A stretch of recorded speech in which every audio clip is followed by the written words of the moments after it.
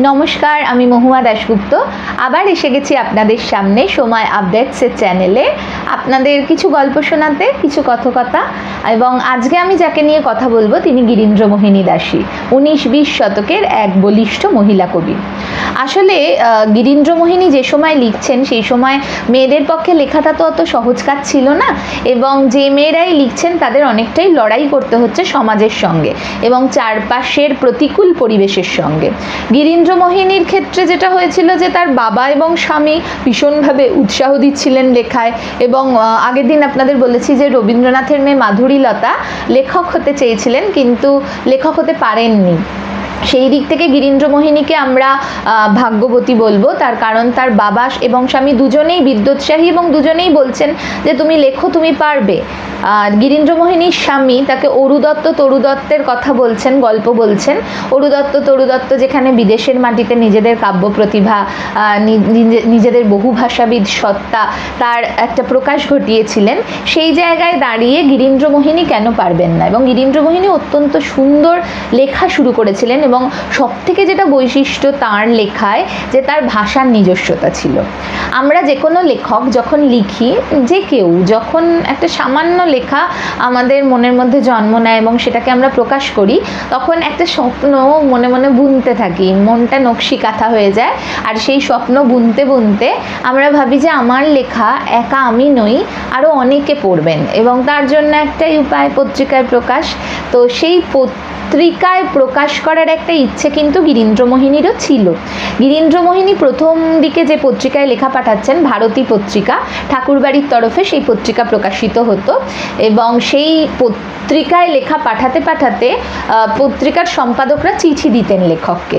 সেক্ষেত্রে তার লেখা নিয়ে কিছু সমালোচনা হয়েছে, পরিবর্ধন করার কথা বলা হয়েছে এবং এটি একজন লেখকের জীবনে অত্যন্ত স্বাস্থ্যকর একটি বিষয়, এটিকে যদি সেই লেখক গ্রহণ করতে পারেন। কারণ সমালোচকের যে সন্ধানী দৃষ্টিভঙ্গি, সেই সন্ধানী দৃষ্টিভঙ্গির আতশ কাছে লেখা কিন্তু আরও সুন্দর হয়ে ওঠে সেই সমালোচনাকে যদি কেউ গ্রহণ করতে পারে।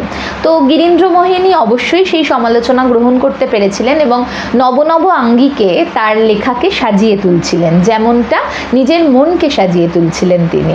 গিরীন্দ্রমোহিনী যখন ভারতীতে লিখছেন তখন ভারতী পত্রিকার একটি বিশেষ ভাষা ছিল, সেই ভাষাকে ঠাকুরবাড়ির বাইরের লোকজন বলতেন ঠাকুরি ভাষা। তো গিরীন্দ্রমোহিনীর যেমন ঠাকুরি ভাষাও পছন্দ ছিল, তেমনই তিনি লিখছেন যে তার লেখার ক্ষেত্রে বিভিন্ন রকম ভাষা পছন্দ, যেমন চাষির মেয়ে যখন গান গাইছে পরিশ্রমের মুহূর্তে সেই ভাষাও তার পছন্দ, ঠাকুমা যখন ঘুম পাড়াচ্ছেন কোনো সংস্কৃত শ্লোক বলে সেই ভাষাও তার পছন্দ, আবার ঠাকুরি ভাষাও তার পছন্দ। এবং এই সমস্ত ভাষার মিশেলে গিরীন্দ্রমোহিনী তার নিজস্ব একটি ভাষা তৈরি করে ফেলছেন। গিরীন্দ্রমোহিনীর শ্বশুরবাড়ি কিন্তু অত্যন্ত পুরনোপন্থী ছিল, কিন্তু স্বামী তাকে লিখতে বলতেন এবং প্রায় তাদের মধ্যে লেখা নিয়ে আলোচনা হতো। এই যে এনলাইটেন পার্টনারের একটা স্বপ্ন, সেটা কিন্তু গিরীন্দ্রমোহিনী তার স্বামীর ক্ষেত্রে পূরণ করে দিয়েছিলেন। গিরীন্দ্রমোহিনী তার স্বামীর কাছে ইংরেজি ভাষা শিখেছিলেন এবং ইংরেজি ভাষা শেখার পরে সেই সময় কবিতাহার আর ভারত কুসুম তিনি লিখছেন। একটি জিনিস লক্ষ্য করার মতো যে তখনকার দিনের অন্যান্য সব নারীদের মতো শুধুমাত্র প্রেম বা বিরহের গাথা তিনি লিখছেন না, তিনি ভারতকে নিয়ে ভাবছেন, স্বাদেশিকতা তার লেখার মধ্যে একটা অন্যতম জায়গা করে নিচ্ছে এবং সমাজের কথা ভাবছেন তিনি, শুধু নিজের কথা নয়, সমাজের অন্যান্য মেয়েদের কথাও ভাবছেন। আশ্চর্য একটা ব্যক্তিত্ব ছিল তার এবং সেই ব্যক্তিত্ব পরবর্তীকালে বিভিন্ন নারী সমিতিগুলি গঠনে সাহায্য করবে। এবার জ্যোতিষ নিয়ে গিরীন্দ্রমোহিনীর বেশ উৎসাহ ছিল, তো তিনি একজন জ্যোতিষাচার্যের কাছে জ্যোতিষ চর্চা করতেন, শিখতেন। তো সেই জ্যোতিষাচার্য তাকে শেখাতেন বটে, কিন্তু তার মত ছিল যে মেয়েরা যদি জ্যোতিষ চর্চা করে তাহলে নাকি নির্বংশ হতে হবে।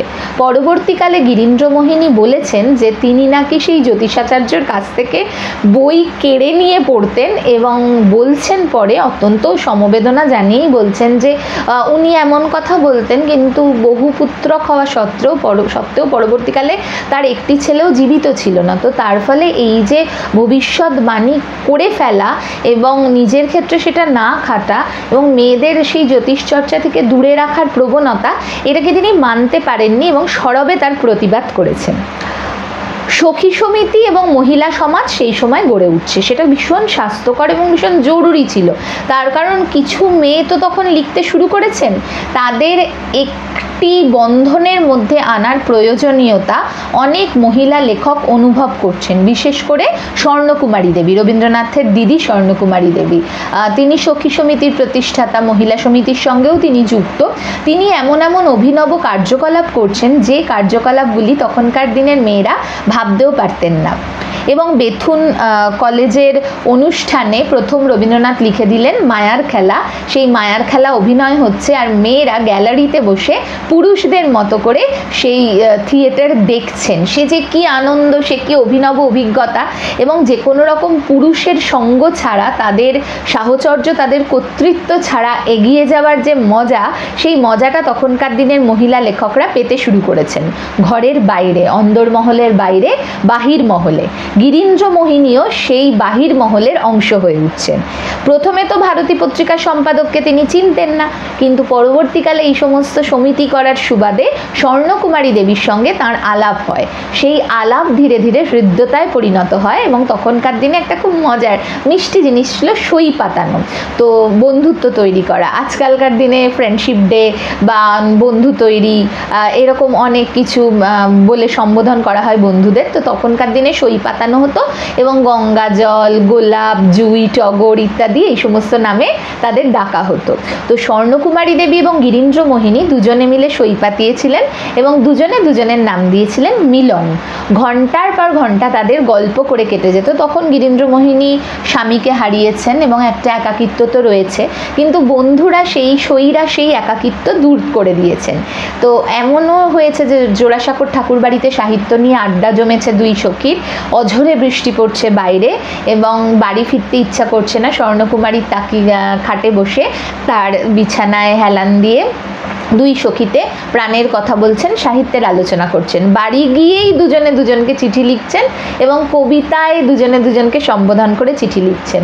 তো সাহিত্যিকদের আড্ডা বহুকাল থেকে অনেক হয়েছে, কিন্তু মহিলা সাহিত্যিকদের আড্ডার যে কনসেপ্ট, এবং শুধুমাত্র মহিলা সাহিত্যিকরা তাদের নিজেদের সাহিত্য জগৎ নিয়ে কথা বলছেন, এই জায়গাটা এতটাই মূল্যবান, এবং এই জায়গা থেকে গিরীন্দ্র মোহিনী এবং স্বর্ণকুমারী নিজেদের ভাব বিনিময় করে অন্যান্য লেখকদের, মহিলা লেখকদের সাহস দিচ্ছেন, স্পর্ধা দিচ্ছেন কলম তুলে ধরার। তো সরস্বতীর লীলাকমল দুজনের হাতেই ছিল, দুজনেই অত্যন্ত বলিষ্ঠ লেখক ছিলেন।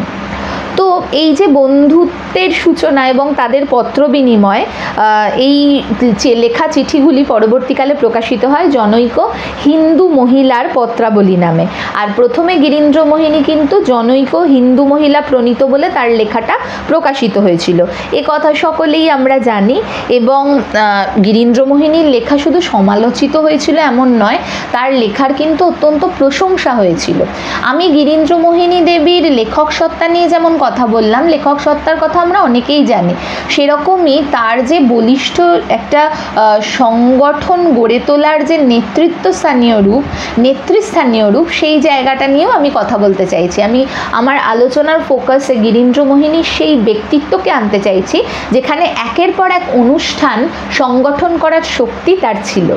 আজকালকার দিনে কিন্তু সেই সংস্কৃতি রয়েছে, এবং অনেক মেয়েরাই অবলীলায় অনুষ্ঠান পরিচালনা করেন, অনুষ্ঠানের সূচনা করেন, সংগঠন করেন।